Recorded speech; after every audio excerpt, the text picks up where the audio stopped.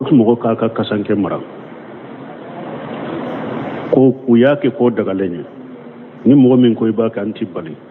parce que uyo fo munna ko ni mo min ko na ba ka kasanke maranta fo haramu ranti balala mais anta fu mo yo fana ka kasanke maranta fo fana ko sunna do ko parce que do be de la ke juma ko ciden tilela ko cedo muso do de ye fini dilana bolo e kana di cidema mo ciden do naso kono ka fini ndo abora na sebo cela fini benna ciden madiara ciden ye fana ciden sigile seba do ya kanto ciden ma kon nim fini kadina yede ita dinema ciden fana te delle kala sa ciden do naso kono aye fini mbo ya kuru anana aya di seba ma to ya jalagi uko e bado ciden te delle kala sagi nin fini dira ma ambe nyana aya do abenala fana adiara ye fana esagira ka deli wala wa konne man nin fini deli konne ba do de ne yen nin deli mba Allah sagode ka ken ka kasanke de bo buno semino ba fo ko be della ken ne hadisa minye ko ciden nye wa ce nye fini do na ciden fari kolomina ciden nya Allah sagoni o barikade ako te daga mo wore fana ni ciden de kere ni ninye ko ni fini min donna ka fari kolo la nga barika nyine nae ako kere ni ciden de nya donc mo kana delilata ni hadisa la ako ni hadisa ni nye ciden ka kere afinde ni fini donna ciden fari kolo min na ni ko aba Allah sagoni o de barikai ni ciden fana ta te daga an ka barika nyine mo shi ka fari kolo an ka barika nyine nae ko ni seyba ta kerani ode donc mo go wore ta misaliya te se kata ola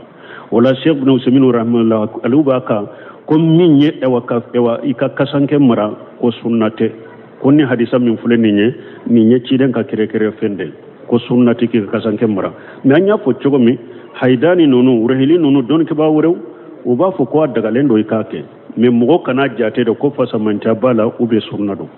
bo yemmi fo ko ni e wasanyele masa sangu sa ika pale delila tola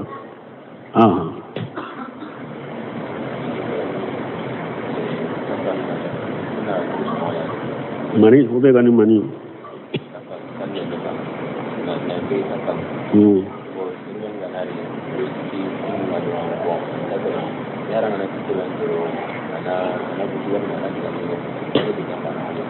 bo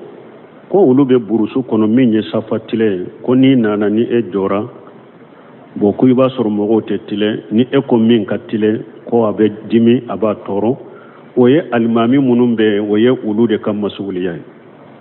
ani ulu de kafaratu be wala ni kera jama kalimami wali imam rai o masulu an rayatihi ya almami ede ye genni kelay be nyini ka genni ke fema almami be kankan ni lakala mogola ka mogola famu ka fo hada maden kera chogo ni ko ni donnam alaka misiri kono alaka so kono doro yere bonya banna oda to ciden ko linu fi aide ikhwanikum oda to ciden ko safatile la akoy ayen noya abali maw bolo ciden yere tumbe abe safatile na yere de fo aba boloke ka sebo ka kaman salo ku dala kenye ni safa betile la de ciden be kabaru fili ciden ka sebo fana yoda ke akofe umaru abubakar siddiq abe safatile na yere umar bul khattab abe safatile na yere mais depuis umaru tilela mogo kuma sera ka chaya almami kelente se ka ken donc umaru yere be safa folo ke abe mogo bila kofe ko ka kofe safa utile ni safa betilela wakati mi drobe umaru kibariya ko safa tilela abe kabaru fili usmana fana tilela o chogola wala safa tileli salli ka wajibi dewde do doni kama do ko sunna ne bugari nununu ani ewa kuma sahale wajibi do sawu sufufakum fa inna taswiyati saf min iqamati salah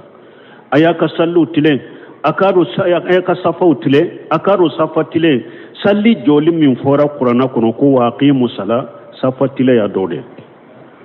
oda to doni ke bawo ko wajibi de do wala ninya almamu de ka haratuye fo almamu kayira jamala de safa ka tile de baraji min bala kalo salli ka wajibi de do ni safa matile salli na gasili min bala ani abe ewa shetane be do ani nyogonje almanu de ka bara ni no ka wajifa ni donc fo ka jona ka yira mo la de ni mo do na misiri kono yere bonya banna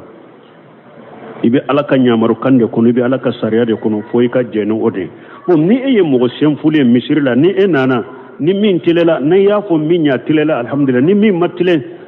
aka salli ika salli ka kene fattaqullaha masatatum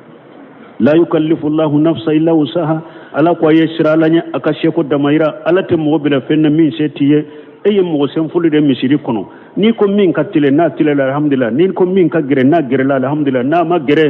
tente eka ika baraka ika sheko ke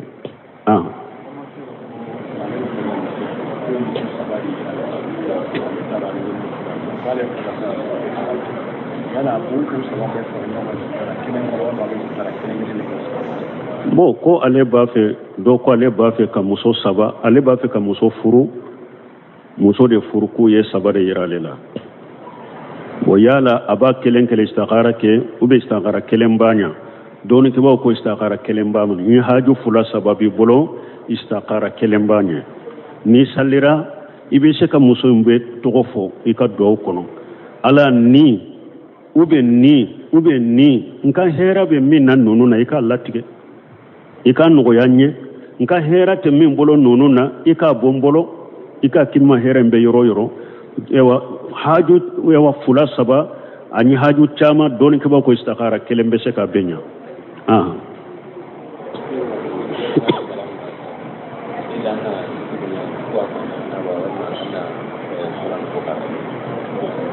ko n'i ye salamu bila i bɛ jikuru de kala ou bien i bɛ soraw de kala n'i ye salamu bila fɔlɔ k'i ɲɛsilen to kɔrɔ ma i b'a fɔ astaghfirullah astaghfirullah astaghfirullah allahumma anta salam wa minka salam tabarakta ya jal jalali wal ikram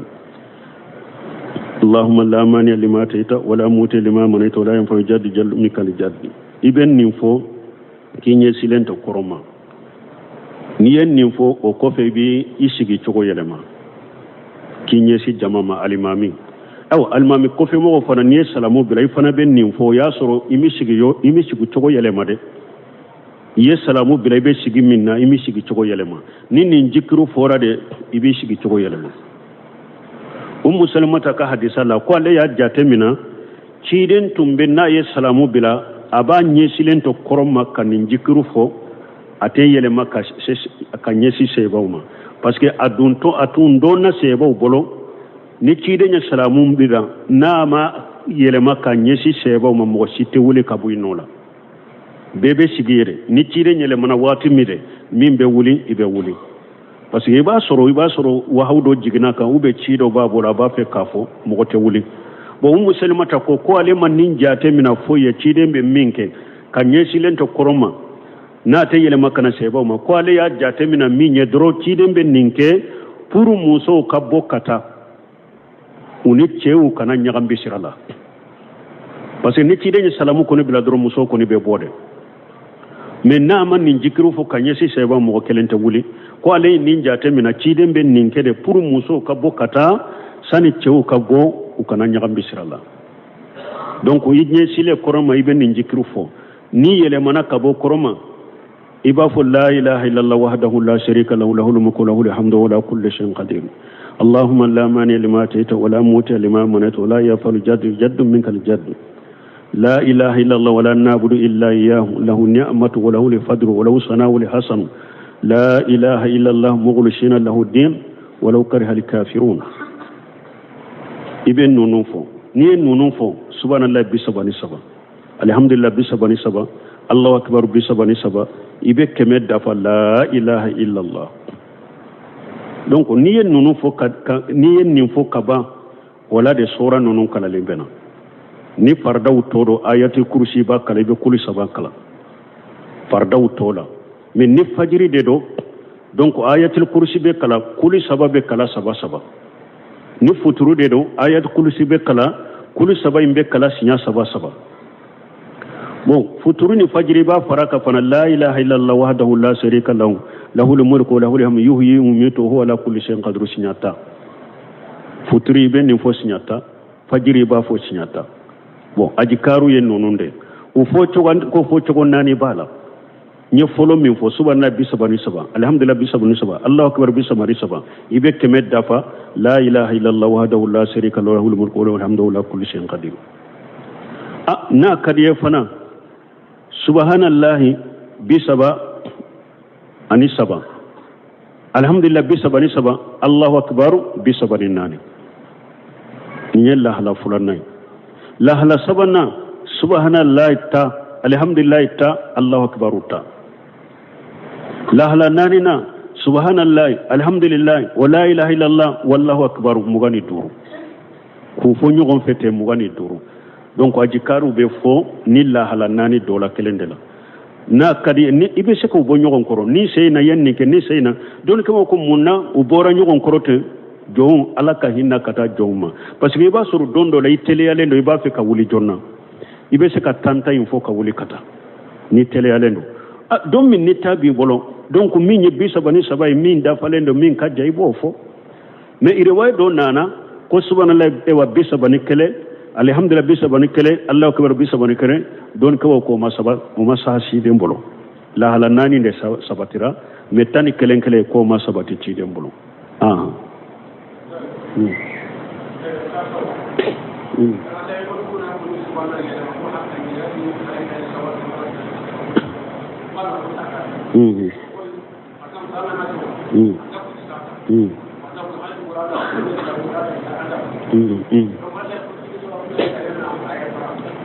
ko jikru mi la ilaha illallah wahdahu la sharika lahu lahul mulku wa lahul hamdu wa huwa ala kulli shay'in qadir hadisan nana hadisa sahlen nana ciden ko sogoma ikan nin fo sinya keme ni ya fo sinya keme ako abe komi iye jontan ka horoya minye baraji keme be sabiye junubu keme be tuse kaboy ka junubu mise wala adumbe abe kima shetane matanga doy yomali khama dum mo sini baraji tena min bi ka baraji nyugona bo fonni mo me nya fo ka chaya ka teme e fanaka ne jole ko duruba no fi la ilaha illallah wahdahu la sharika lahu lahul mulku wa lahul hamdu ala kulli shay'in qadir ka fo sinya keme nim baraji duru nin ko duru de ban no fi abe ko mi ye jontan kan horonya baraji keme be sabiye abe ko mi jontan kan horonya ko ismaila deun na mana arabu baraji keme be sabiye junubu keme be tuse kaboy ka junubu la adom mumen niya fo sogomare fo kata wula fe abi tanga kabo shetane ma donc yomale kama do duruna mo sini baraji tena komi ta nyugona fo ni mo mi nyafo kachaya itaka niya fo wula fe fana bo chogo kelende na fo kata juguje shetane te gerela mo chama yennef ire wala awa sufela lambe sogo jugu ke bennin ke alhamdulillah nya fo chama nye uyake hari asugo jugu ala bi kisa chama ma hari sugo jugu chama fule niye ni matrafa ala bi kisa ma parce que setan te gere la fo kata duguje ni ya fo ulafe bon ale ka nyinin kale munye sisa e yen ni ndamina ni njikiru damina ibato ka keme fo haju do nana atigera idora ko haju munyana ko mako nyana bo yala ni tilala ibata kura de ibe kontine iya hakem minke ibe kontine la katabasi tala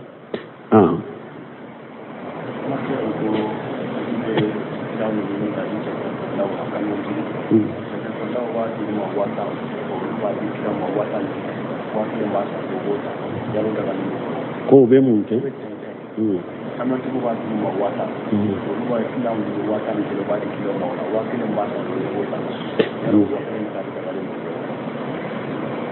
ulu basa kwenche ferla bolo da ulo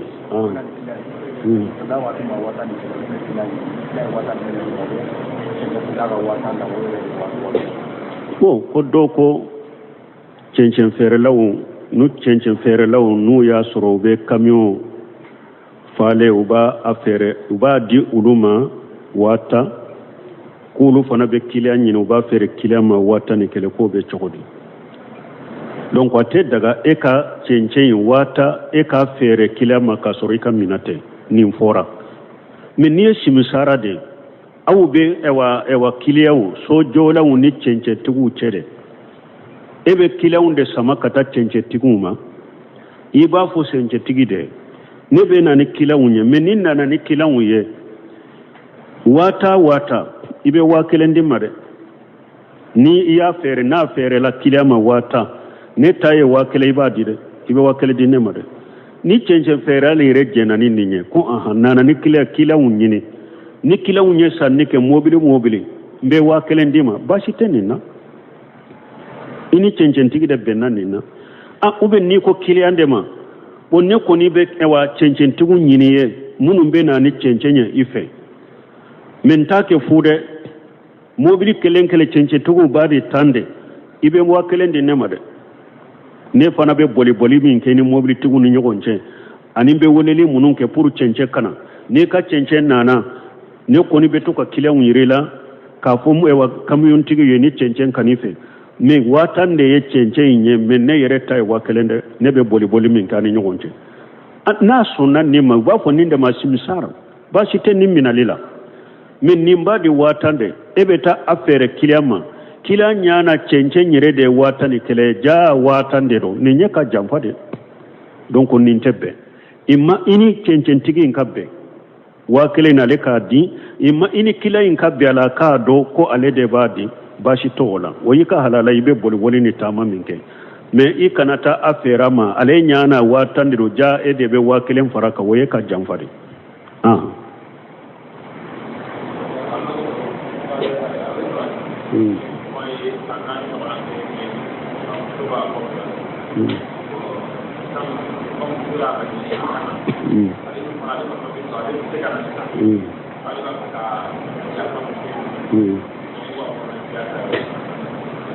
ko dɔ ko ale bɛ faransi a ka muso bɛ ya san 4 bon ko muso ko a kana ko ale fana ma papier sɔrɔ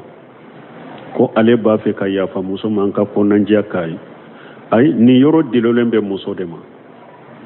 dɔnnikɛbaw ko min ye muso i sigilen i cɛ kɔfɛ silamɛya sariya ma hakɛ k'a la umaru kɔni tile la riwaye dɔ la kalo 4 riwaye dɔ la kalo 6 umaru tile la tun b'a fɔ jahadukɛlaw ye parce que don dɔ la ka umaru to madina de olu ye ɲɛma minnu ye u bɛ u ka jama kɔrɔsi dɛ min ka hakɛ bɛ yen min ni dɛmɛ ka kan n k'a dɛmɛ k'a to yaala la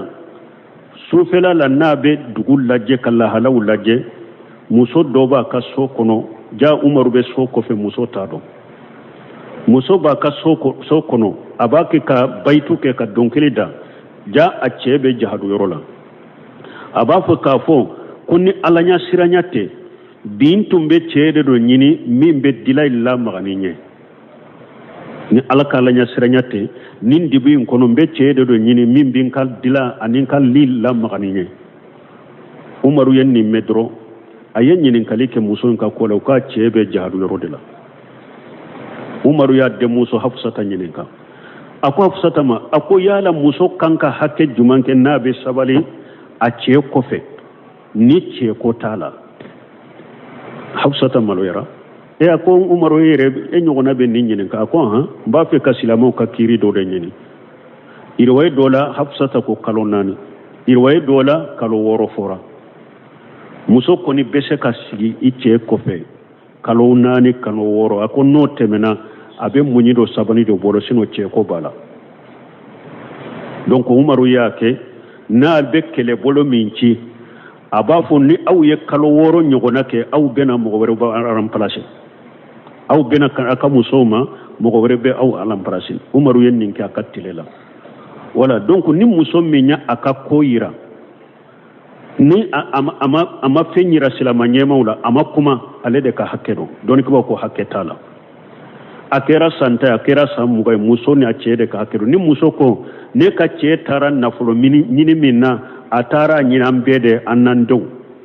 ne bɛ se ka sigi a kɔfɛ n bɛ se ka sabali a kɔfɛ hari san 10 hari san 20 baasi si t'a la ale de ka hakɛ dɔn baasi t'a la mais n'a y'a ka ko ta k'a lase silamɛya ɲɛma ma dɛ nke be lahala min na n tɛ se ka sabali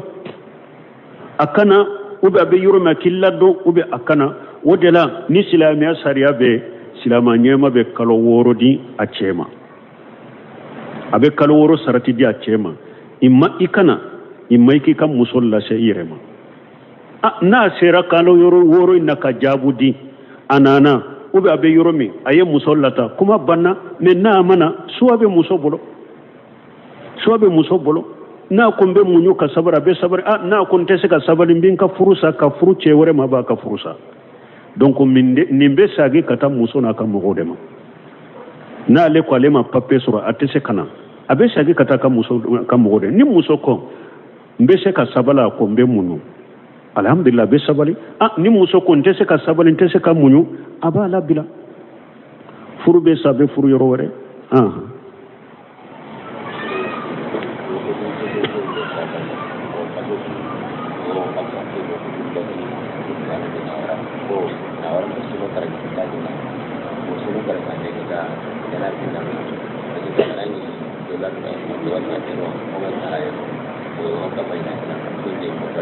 bon ko dɔw ko olu bɛ baara kɛ si sote dɔ la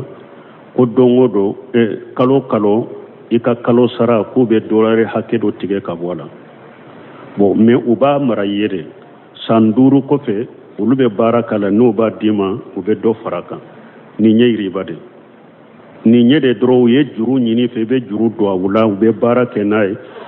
n'i b'i ka juru in ta wagati min u bɛ dɔ fara a kan nin tɛ bɛn silamɛya sariya la ni baara kɛ ɲɔgɔnya de don a bɛ bɛn a kan de olu bɛ hakɛ bɔ aw bɛ hakɛ bɔ baara bɛ kɛ tɔnɔ tila cogo a bɛ bɛn a la ni tɔnɔ sɔrɔla an b'a tila 2 ye aw bɛ dɔ ta anw bɛ tilancɛ ta aw bɛ tilancɛ ta u bɛ wari filɛ an bɛ nin hakɛ bɔ an fana bɛ nin hakɛ bɔ an b'o fara ɲɔgɔn kan an bɛ baara kɛ n'o ye wa ka kɔlɔsi fana baara min bɛ kɛ ni wari a ka sɔrɔ silamɛya sariya la sa ni feere minnu dagara baara haramulen tɛ mina haramalen tɛ yiriba ko tɛ sa ni feere minnu dagara a bɛ baara kɛ o la tɔnɔ tila cogo a kɛra tilancɛ a kɛra 4nan ye a kɛra tila 3nan ye a bɛ bɛn tole tina cogo la nin de ye baara cogo la dagalen ye mais wari di tɛ san 5 a b'anw bolo san 5 kɔfɛ an b'i ka wari di ma ka dɔ fara kan nin ye yiriba de cogoya wɛrɛ bɛ baasi t'o la n'a y'a sɔrɔ jamana de y'a kɛ jamana sariya de loi don jamana kɔnɔ mɔgɔ bɛ baara kɛ jamana kɔnɔ dɔw bɛ tigɛ ka bɔ i ka sara la ni retraitera gouvernement yɛrɛ bɛ hakɛ dɔ fara kan ka to k'a d'i ma baasi t'o la jamana ka retraite min filɛ nin ye baasi t'o la dɛ mais siso tɛ k'a fɔ aw ka nin wari hakɛ di an ma san 5 an bɛ baara k'a kɔnɔ san 5 kɔfɛ n'i b'i ka wari ta an bɛ dɔ fara kan nin ye riba de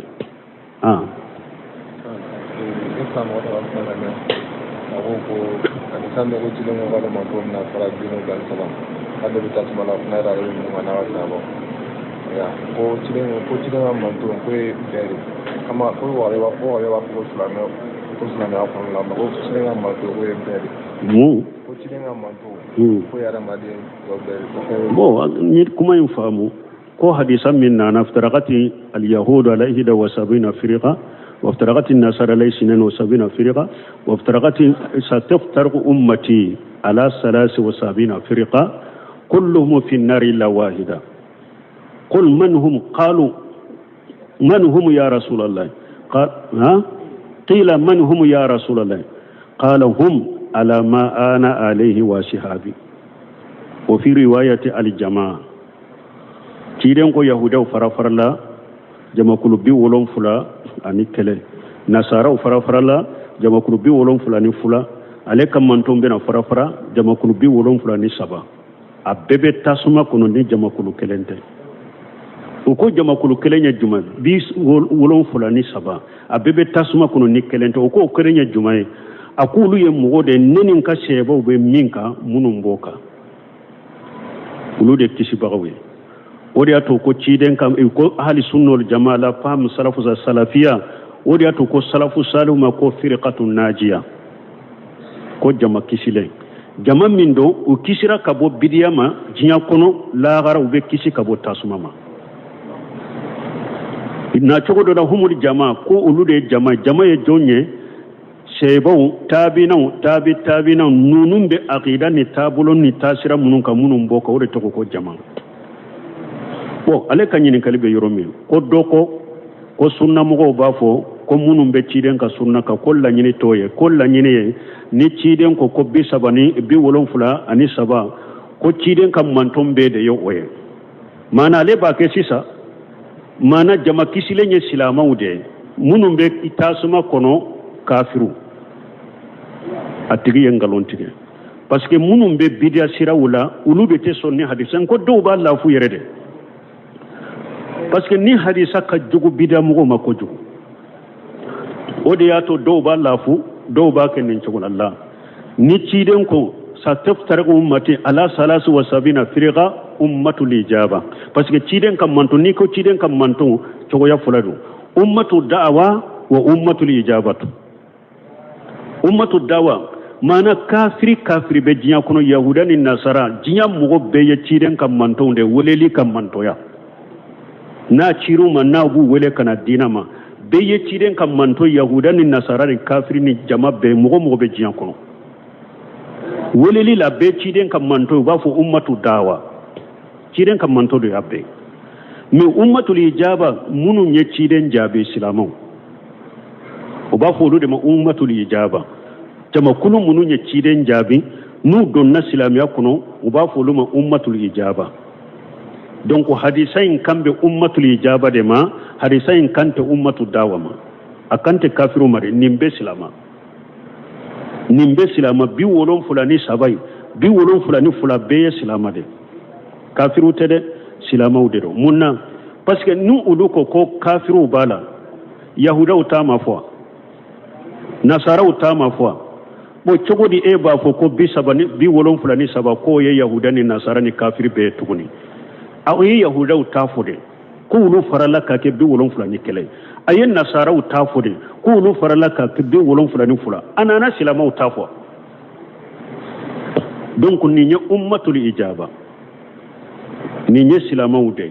donc min ye jama kisilenye sunna mogo de yoye ahli sunna wal jama ala fahmu salafus salih kisi bagaye ulude bo silamato bidia mogo to donc ulube tasuma kono donc ni bidia mogo munun fule nenye o fana te daraja kelena bi wolon fulani fula min fule nenye donc ube bidia min bu kafriya no lu donna jahannaba kono jebo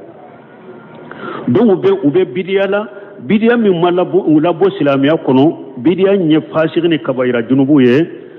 ay wallahi ru tara ulu ye ku be do jahannaba kono ni alama ya fuma qiyama don ulu be do jahannaba kono miute duma kono ni ulu ka junubu hake jarina kabola ube bo mi mugo ka bidia ya kafiriya ummatul ijaba min fulenina bi wulon fulani fula min fulani do ba fo mugo ka bidia ya kafiriya ale fana te jamaina ale bora ale farala kafiruka do boka jama kulubi wolon fulani fula min ka bidaya labbo silamiya kono ka kafiriya ko ite jate bi wolon fulani fula de be jate kafiru de fe bi wolon fulani fula nyede munun ka bidiya mu labbo silamiya kono tasuma lahiru tarani ulude ku be do tasuma kono ni alama yafuma qiyama be do tasuma kono ni min ka junubo janna ka boyla ina bo no mugo doba ka fana don kama doba ka fana bo bi wolon fula ani fulai bidiya mugo bede bala min ka bidiya ya labo silamiya kono be kontala min ka bidiya ma labo be kontala ni min ka bidiya la labo silamiya kono no donna tasuma la lete bo min ka bidiya ya la se sirku kumbabama min ka bidiya ya la se kafira kumbabama jahannaba bilala ubenye me na le donna jahannaba kono ate bo min ka bidiya kabaira junubu ye ni alama ya fauluma nulu donna jahannaba kono nu ka junubu hakke janina ka boyla ube bo ka tari janna donc hadisa la nyini te ko kafiru de alla nyini be ummatul ijaba hadisa la nyini yawlude subhanaka allahumma rabbuna bihamdika ashhadu an la ilaha illa anta astaghfiruka wa atubu ilayk mo ka kasanke mara ko uyake ko daga lenye ni mo min ko ibaka anti bali parce que uyo fo munna koni mogo min ko na ba ka kasanke maranta fo haramu ranti balala me anta fu mogo fana ka kasanke maranta fo fana ko sunna do ko parce que dɔw bɛ delila kɛ jumɛn ko ciden tile la ko cɛ dɔ muso dɔw de ye fini dilan n'a bolo ye ka na di ciden ma o ciden donna so kɔnɔ ka fini in don a bɔra n'a ye sɛbaw cɛ la fini in bɛnna ciden ma diyara ciden ye fana ciden sigilen sɛba dɔ y'a kanto ciden ma ko nin fini ka di ne ye dɛ i t'a di ne ma ciden fana tɛ delikɛla sa ciden donna so kɔnɔ a ye fini in bɔ a y'a kuru a nana a y'a di sɛbaw ma tɔw y'a jalaki u ko e b'a dɔn ciden tɛ delikɛla sagi nin fini dira ma an bɛɛ ɲana a y'a dɔn a bɛnn'a la fana a diyara ye fana e sagira ka deli o la wa ko ne ma nin fini deli ko ne b'a dɔn dɛ ne ye nin deli n b'a a lasago de k'a kɛ n ka kasan kelen bon bunosiminu b'a fɔ k'o bɛ delila kɛ ni hadisa min ye ko ciden ye cɛ ye fini donna ciden farikolo min na ciden y'a lasago ni o barika de a ko o tɛ daga mɔgɔ wɛrɛ fana ni ciden de kɛrɛkɛra ni nin ye ko ni fini min donna a ka farikolo la n ka barika ɲini n'a ye a k'o kɛrɛkɛra ni ciden de ye donc mɔgɔ kana delila ta ni hadisa la a ko ni hadisa nin ye ciden ka kɛrɛkɛra fin de nin fini donna ciden farikolo min na nin ko a b'a lasago ni o de barika ye ni ciden fana tɛ a tɛ daga an ka barika ɲini mɔgɔ si ka farikolo an ka barika ɲini n'a ye ko ni sayiba ta kɛra ni o de ye donc mɔgɔ wɛrɛ ta misaliya tɛ se ka ta o la Sheikh Ibn Usaimin rahimahullah alu b'a kan ko min ye i ka kasankɛ mara ko sunna tɛ ko ni hadisa min filɛ nin ye ciden ka kɛrɛkɛrɛ fɛn de ko sunna tɛ k'i ka kasankɛ mara mais an y'a fɔ cogo min haidani ninnu urahili ninnu dɔnnikɛbaa wɛrɛw u b'a fɔ ko a dagalen don i k'a kɛ mais mɔgɔ kana jate de ko fasamanca b'a la ou bien sunna don bon a ye min fɔ ko ni san yɛlɛma san o san i ka fale delila tɔw la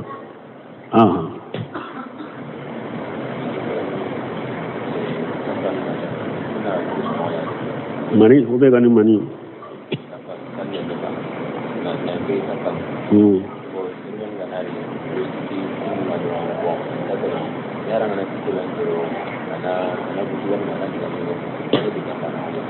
bon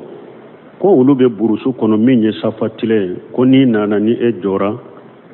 bon ko i b'a sɔrɔ mɔgɔw tɛ tile ni e ko min ka tile ko a bɛ dimi a b'a tɔɔrɔ o ye alimami minnu bɛ yen o ye olu de ka masuuliya ye ani olu de ka faratu bɛ o la n'i kɛra jama ka alimami ye wali imamu rai o masuulu ani rayatihi e alimami e de ye gɛnnikɛla i bɛ ɲini kɛ ka gɛnnikɛ fɛn ma alimamiw bɛ kan ka nin lakala mɔgɔw la ka mɔgɔw la faamu k'a fɔ hadamaden kɛra cogo o cogo ni kɔni donna ala ka misiri kɔnɔ ala ka so kɔnɔ dɔrɔn yɛrɛ bonya banna o de y'a to ciden ko liinu fi ayidi ikhwanikum o de y'a to ciden ko safa tile la a ko a ye nɔgɔya a balimaw bolo ciden yɛrɛ tun bɛ a bɛ safa tile n'a yɛrɛ de fo a b'a bolo kɛ ka sɛbaw ka kaman salo salo k'u dala kɛɲɛ ni safa bɛ tilela de ciden bɛ kabaru fili ciden ka sɛbaw fana y'o de kɛ a kɔfɛ umaru abubakar sidiq a bɛ safa tile n'a yɛrɛ Umar ibn Khattab a bɛ safa tile n'a yɛrɛ mais depuis Umaru tile la mɔgɔw commencera ka caya alimami kelen tɛ se ka kɛ donc Umaru yɛrɛ bɛ safa fɔlɔw kɛ a bɛ mɔgɔw bila kɔfɛ k'u ka kɔfɛ safaw tile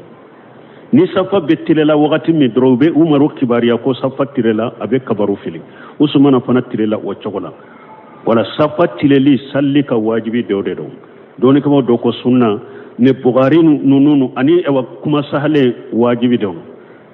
sawu sufufakum fa inna taswiyati saf min iqamati salah ayaka sallu tile akaro ayaka safa tile akaro safa tile salli joli min fora qur'ana kono ko waqimu salah safa tile ya dode o da to don ke bawo ko wajibi de don wala ninya almamu de ka haratu ye fo almamu kayira jamala de safa ka tile de baraji min bala kalo salli ka wajibi de do ni safa matile salli nagasili min bala ani abe ewa shetane be do ani nyogon cɛ almanu de ka baara ɲini de olu ka wajifa ɲini donc fo ka jɔna ye ka yira mɔgɔw la de ni mɔgɔ donna misiri kɔnɔ yɛrɛ bonya banna i bɛ ala ka ɲamaru kan de kɔnɔ i bɛ ala ka sariya de kɔnɔ fo i ka jɛni o de bon ni e ye mogo senfulen misiri la ni e nana ni min tilela na y'a fɔ min ɲa tilela alhamdulillah ni min ma tile aka salli i ka salli ka kɛnɛ fattaqullaha masatatum la yukallifu llahu nafsa illa wusaha ala ko a ye sira ala ɲɛ a ka seko damayira ala tɛ mɔgɔ bila fɛn na min se t'i ye e ye mɔgɔ senfuli de misiri kɔnɔ n'i ko min ka tile n'a tilela alhamdulillah n'i ko min ka gɛrɛ n'a gɛrɛla alhamdulillah n'a ma gɛrɛ fɛn tɛ e ka i y'i ka baara kɛ i y'i ka seko kɛ